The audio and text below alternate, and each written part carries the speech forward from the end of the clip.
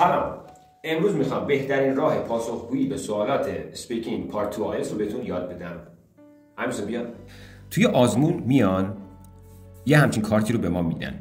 1 دقیقه به ما وقت میدن که در موردش فکر بکنیم. بین 1 تا 2 دقیقه باید بتونیم در موردش صحبت کنیم. اشتباهی که خیلی مرتکب میشن شروع میکنن به نوشتن پاسخ. خب شما در 1 دقیقه چقدر میتونید بنویسید که حدود 2 دقیقه هم میخواید صحبت کنید؟ اصلا غیر ممکنه. بهترین کار اینه که شما یک شکلی بکشید.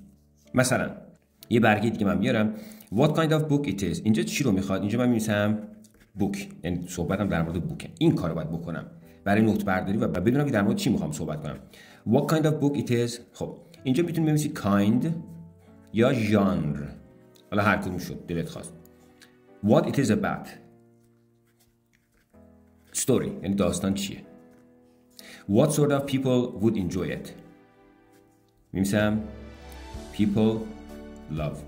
چه مردمایی، عکس قلب اینجا میکشم، از این خوشش میاد، از این کتاب خوششون میاد، لذت میبرن. and explain why you like it. why you. یه یو هم اینجا میذارم که بدونم خودم رو دارم میگم. خب این آماده سازی رو برای پاسخگویی بین 15 تا 20 ثانیه برای شما طول میکشه. اوکی؟ حالا میرم پاسخم رو بر اساس این میدم. حرکتم هم از اینجا شروع میکنم یا فرق نمیکنه، از اینجا شروع میکنم از یک طرف به یک طرف دیگه. فقط این اطلاعات نباید یادم بره، یعنی به اینها میخوام پاسخ بدم. مرسی که همراه من بودید.